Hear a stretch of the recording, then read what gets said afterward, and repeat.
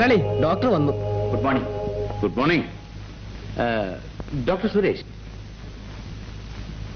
നമ്മൾ തമ്മിൽ പരിചയമില്ല അല്ലേ? നിങ്ങൾ ഡോക്ടർ ആർ കെ ഷേണായി അറിയുമോ? അദ്ദേഹം ഒരു വലിയ ഡോക്ടറാണ്. Doctor K C Thomas, senior surgeon. ഇവരെല്ലാം എന്റെ ഫാമിലി ഡോക്ടേഴ്സാണ്. ഇന്ന് യാദൃശ്യമായിട്ട് രണ്ടുപേരും സ്ഥലത്തില്ല.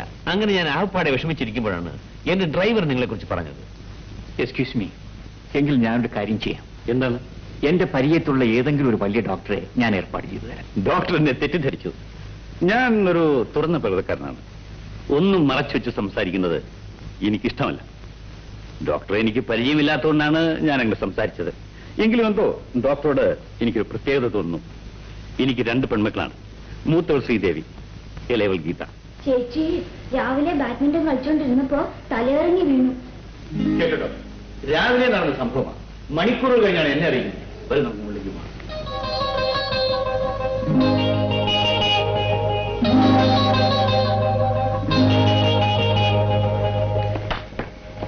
ഡോക്ടർ, ഇതാണ് ഡോക്ടർ, എന്റെ മകൾ.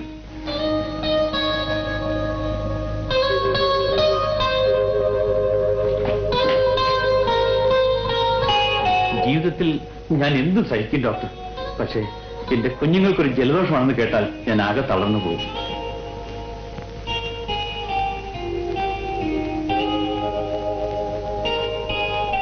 ഒന്നും ഭയപ്പെടാനില്ല. മകൾക്ക് അല്പം ക്ഷീണം മാത്രമേ ഉള്ളൂ.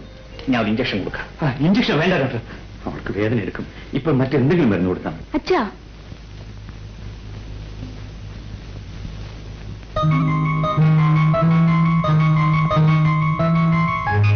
അയ്യോ ഡോക്ടർ, പതുക്കെ, വേദന എടുക്കരുത്.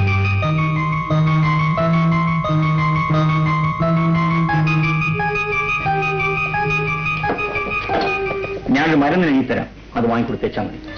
ഡോക്ടർ, എന്റെ മകളുടെ അസുഖം ഒരു നിമിഷം കൊണ്ട് മാറ്റാൻ കഴിവുള്ള എന്തെങ്കിലും മരുന്നുണ്ടോ? 1,00,000 രൂപയിലും ഞാൻ മേടിക്കാം. അതിന്റെ ഒന്നും ആവശ്യമില്ല. ഇതാ, ഇനി ചേച്ചി സുഖമായിട്ട് ഉറങ്ങിക്കൊള്ളും. പക്ഷെ ആരും ശല്യപ്പെടുത്തരുത്.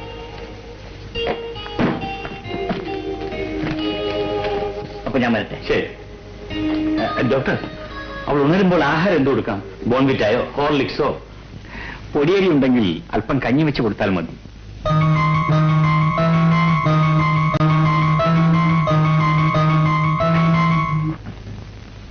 നമസ്കാരം.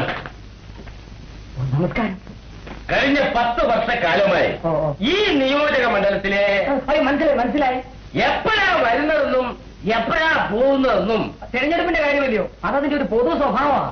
അല്ല, വന്നു കഴിഞ്ഞാൽ ഒരു പിടിയാ. രാഷ്ട്രീയം വന്നു കഴിഞ്ഞാൽ പിന്നെ ഒരൊറ്റ പിടിയാ. സാർ പറഞ്ഞ വളരെ ശരിയാ. മിസ്റ്റർ, ഇത് വയറിന്റെ പ്രശ്നമാണ്. അയ്യോ, വയറിന്റെ പ്രശ്നത്തിലേക്ക് വേണ്ടി രാഷ്ട്രീയത്തിലേക്ക് ഇറങ്ങി തിരിച്ച കാലുമാറ്റക്കാരനെ അവർ MLA ആണ് അങ്ങനെ എനിക്ക് അഭിപ്രായമില്ല. സത്യമായിട്ട് അഭിപ്രായം. കാലുമാറ്റക്കാരനും MLA ഞാനും? നിങ്ങൾ എന്തോന്നാണ് ഈ പറയുന്നത്? കഴിഞ്ഞ 10 വർഷക്കാലമായി ഈ നിയോജക മണ്ഡലത്തിലെ ഏക വൈദ്യുതകാരനാണ് ഞാൻ. ആണ്ട കിടക്കുന്ന അത് പറ. അപ്പൊ രോഗിയാണല്ലേ?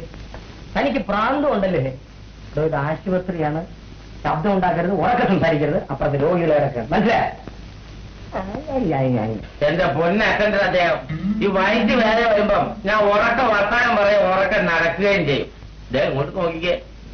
ഈ വേദന കൂടി ഞാൻ നടക്കാൻ തുടങ്ങിയിട്ട് വർഷം എത്രയാണെന്നറിയാവോ? കഴിക്കാത്ത മരുന്നില്ല, ചെയ്യാത്ത മാന്ത്രികയില്ല, കേറാത്ത ആശുപത്രിയില്ല. ഇത് ചെയ്യാനൊന്നുമില്ല. ഓപ്പറേഷൻ ഒഴിയെ. സുരേന്ദ്രനാഥ് അതി എന്നെ ഇവിടുന്ന് പറഞ്ഞു വിട്ടാലും എന്റെ ദൈവത്തിനാണ് എന്റെ നോക്കേട് മാറാതെ ഞാൻ ഈ ആശുപത്രിയിൽ നിന്ന് പോകത്തില്ല. എങ്ങനെയാ?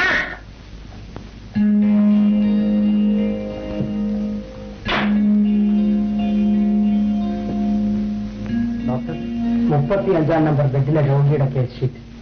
ഈ രോഗി ഡോക്ടറെ കാണാൻ പോകും. പോകുമ്പോ എന്നെ ഒന്ന് കണ്ടിട്ട് കാണാം. അടുത്ത് വരും. ഛർദിൽ ഓർക്കാനും മറ്റുണ്ടോ? ഉണ്ടോന്നോ?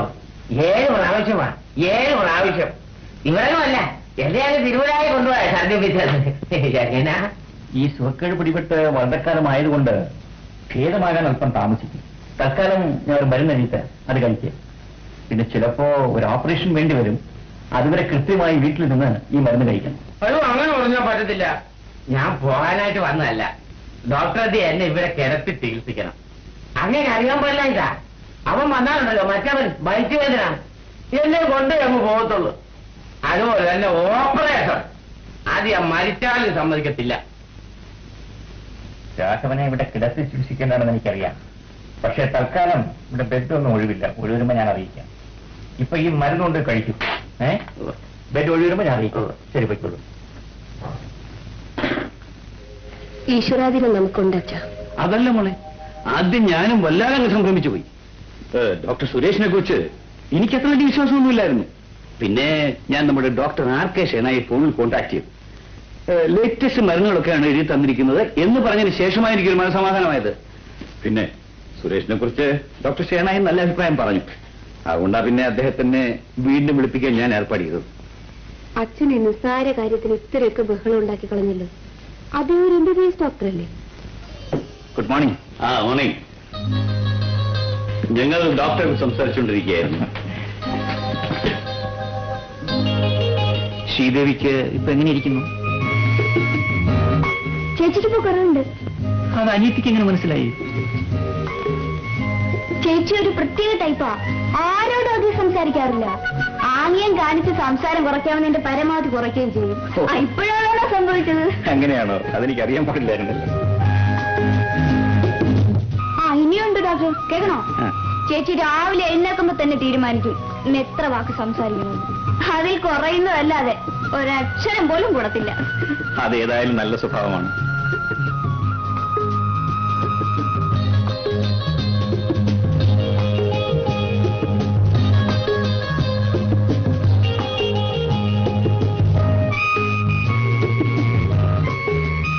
ഇനി ഇഞ്ചക്ഷൻ വേണ്ട, മരുന്ന് കൊടുത്താൽ മതി. അപ്പൊ ഞാൻ വരട്ടെ.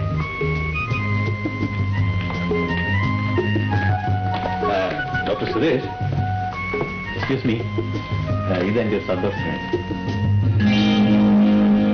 No thanks. എന്തെങ്കിലും വിശേഷമുണ്ടെങ്കിൽ അറിയിക്കണം. ചേച്ചി, പണം കൊടുത്ത് ആരെയും വിലയ്ക്ക് വാങ്ങാമെന്നായിരുന്നല്ലോ അച്ഛന്റെ തത്വശാസ്ത്രം. അതേതായാലും പൊളി.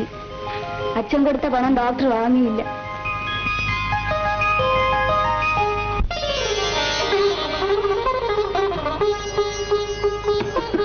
Good evening doctor. Good evening. ചേച്ചി ഡോക്ടർ സെലക്ട് ചെയ്തിരിക്കുന്ന സാരി നന്നായിരിക്കുന്നു അല്ലേ? Very nice.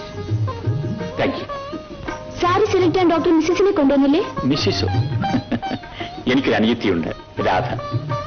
നാളെ അവളുടെ പിറന്നാളാണ്. ഈ സാരി അവൾക്കുള്ള പിറന്നാൾ സമ്മാനമാണ്. ഈ സാരിക്ക് എന്ത് വിലയെന്നാ പറഞ്ഞത്? 650 രൂപ.